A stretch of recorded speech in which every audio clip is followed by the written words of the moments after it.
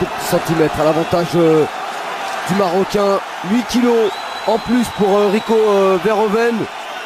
Badr Hari, si le kickboxing avait décidé comme le MMA ou plus particulièrement l'UFC de faire une ceinture BMF, Baddest Motherfucker, assurément Badr Hari l'aurait autour de la taille depuis 15 ans.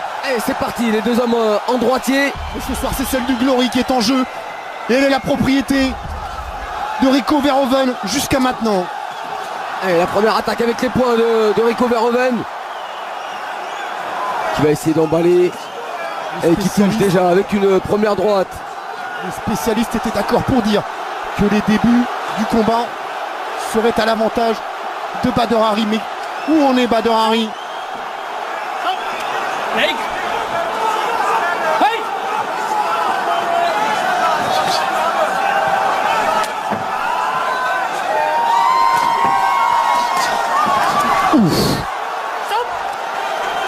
La première chose de sûr quand même, c'est qu'il n'est pas intimidé, Rico. Non, il a tout envie de faire douter Badr Hari, lui.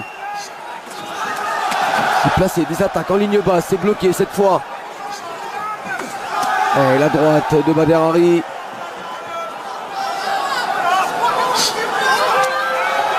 Le dernier combat de Badr Hari remonte au 3 mars 2018, victoire sur SD Gargues. C'est vrai que c'est pas les mêmes appuis hein, quand vous voyez les poteaux. Oh attention, c'est lui qui est touché. Il a été complètement sonné Rico Verhoeven. Et le voilà, le knockdown dans les 2 premiers rounds. Et c'est pourtant Rico Verhoeven qui a déclenché le premier, qui a essayé de mettre la pression sur Badr Hari. Et attention derrière. En restant très très calme, il a réussi à placer cette droite qui a déjà fait beaucoup de dégâts chez ses adversaires. Badr Hari qui accélère maintenant. Et Rico qui va gagner du temps pour essayer de récupérer. Et encore une longue minute à tenir.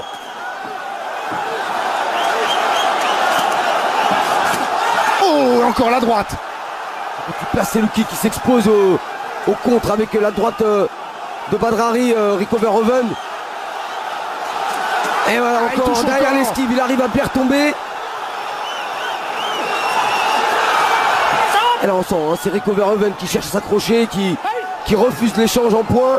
Il n'a pas encore complètement récupéré le champion. Ça avait mal démarré déjà dans leur première rencontre où Badr Hari avait l'avantage dans les premiers échanges, mais peut-être pas à ce point-là. Attention à ce niveau, avec des combattants comme ça, tout peut s'inverser. Rico peut à son tour envoyer au tapis Badr Hari. Touché sous l'œil droit, hein, Rico déjà. Allez, c'est parti vite hein, dans ce combat. Allez, le high kick pour Badr Hari.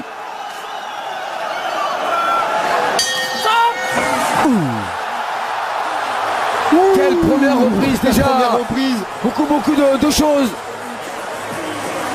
Un Rico Verhoeven qui a attaqué le premier, qui a voulu mettre en difficulté Badr Hari, qui a contré avec une superbe droite.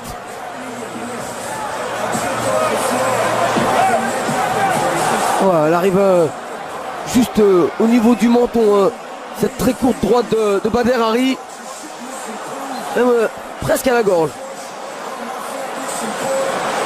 Et heureusement que ça a manqué de précision, parce que si c'était vissé à la pointe du menton, ça aurait été un KO net. Et déjà Badr Hari réussit ce que beaucoup ne parviennent même pas à imaginer, envoyer Rico Verhoeven au tapis.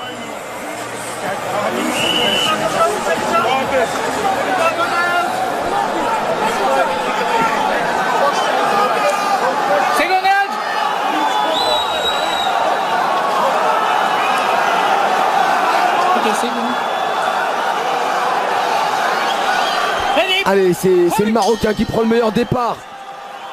Il a déjà envoyé une première fois au tapis Rico Verhoeven.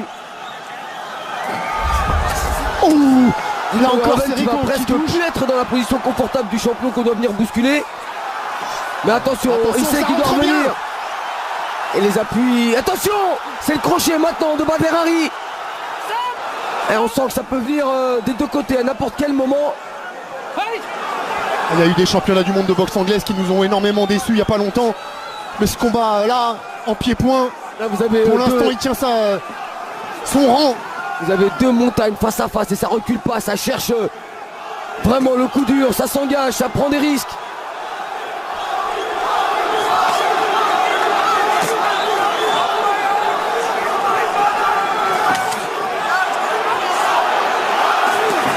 Et on place un petit coup de pied au niveau des appuis pour se rapprocher. Mais ce que veulent vraiment l'un ou l'autre, c'est faire parler le power punch. Là en travaillant plutôt à l'intérieur, c'est Rico Verhoeven. L'autre en prenant l'extérieur avec ses larges crochets, c'est Badr Hari. Et passe en garde de gauche et maintenant Badr Hari place le retourné. Il avait pu lui placer comme il l'avait placé à Stéphane Leko. Mais enfin c'est pas le même gabarit. Leko qui était un des plus petits poids lourds à l'époque. Et Rico Verhoeven qui est l'un des plus puissants actuellement. Il a les points ce soir Badr Hari pour faire mal à Rico Verhoeven. Il a peut-être un petit peu moins les jambes. Ouh, attention à ce coup qui arrive juste derrière le coude. Rico il est en train de démolir la jambe gauche de Badr.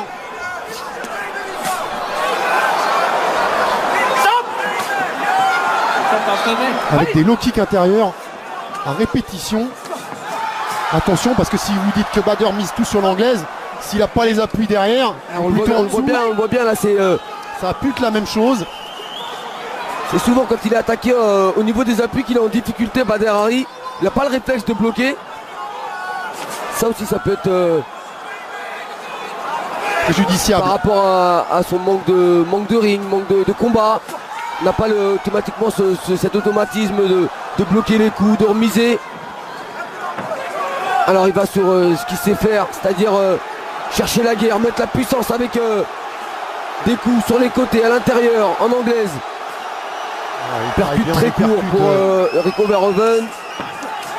Il a encore le crochet, il a ripé. C'est toujours ça, à l'intérieur pour Rico, les directs, les uppercuts et les larges crochets pour Badr Hari. Et la salle qui se réveille.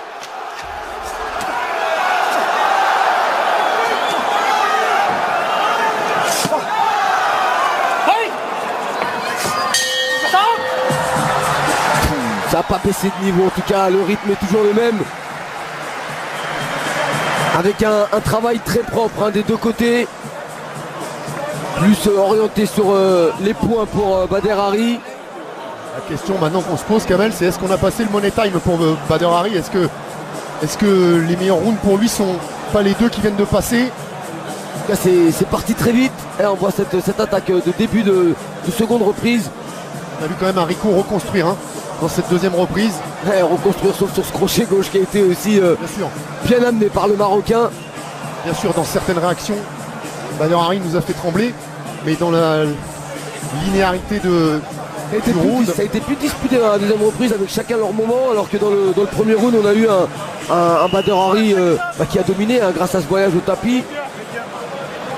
Mais là c'est vrai que le combat commence à devenir dur pour celui qui s'est le plus éloigné des rings, le plus longtemps. Il s'en est éloigné, il est allé au Maroc chez lui.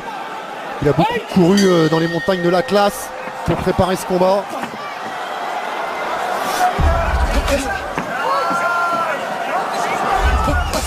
Et on connaît la faiblesse d'un combattant qui manque de ring, c'est-à-dire... Et le deuxième voyage au tapis. On vous rappelle qu'il ne peut aller que 4 fois au tapis en 5 rounds. Faute de quoi, l'arbitre sera obligé d'arrêter le combat. Il m'a fait mentir, je parlais de sa faiblesse qui venait des jambes, je le trouvais pas très bien en appui, mais c'est avec un high kick qu'il est venu encore une fois envoyer au tapis Rico Verhoeven, et ce high kick à la façon Badr Hari qui retombe avec le tibia sur le sommet du crâne. Il n'y en a pas 50 des combattants qui peuvent envoyer Rico Verhoeven au tapis à 2 reprises dans un combat. Il n'y en a pas 150, il n'y en a même qu'un. Qu'est-ce qui s'est passé? Oh non, ne me dites pas qu'il s'est blessé. Oh, ça serait catastrophique. Ne me dites pas qu'il s'est blessé. Oh là là. Oh, c'est pas vrai, après le bras, c'est la jambe. On va attendre le ralenti pour voir ce qui s'est passé, mais est-ce que c'est vraiment la jambe? Qu'est-ce qui s'est passé encore? Voilà ce qui pourrait nous amener vers encore une opposition entre ces deux hommes, et encore plus aujourd'hui qu'hier. Ah, apparemment, visiblement, c'est la jambe.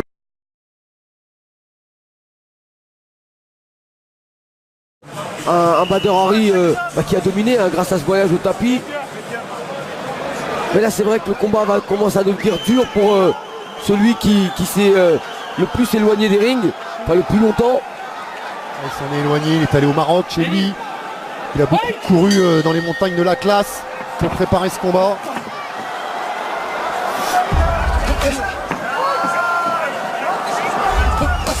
Et on connaît la faiblesse d'un combattant qui manque de ring, c'est-à-dire... Et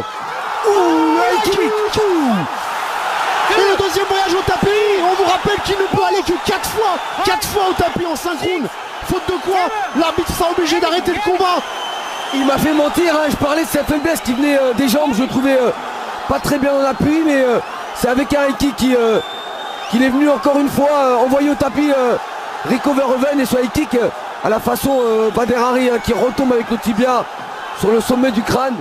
Il n'y en a pas 50 des combattants qui peuvent envoyer Rico Verhoeven au tapis à 2 reprises dans un combat. Il n'y en a pas 150, il n'y en a même qu'un. Qu'est-ce qui s'est passé? Oh non, ne me dites pas qu'il s'est blessé. Oh, ça serait catastrophique. Ne me dites pas qu'il s'est blessé. Oh là là. Oh, c'est pas vrai, après le bras, c'est la jambe. On va attendre le ralenti pour voir ce qui s'est passé, mais est-ce que c'est vraiment la jambe? Qu'est-ce qui s'est passé encore? Voilà ce qui pourrait nous amener vers encore une opposition entre ces deux hommes, et encore plus aujourd'hui qu'hier. Ah, pas.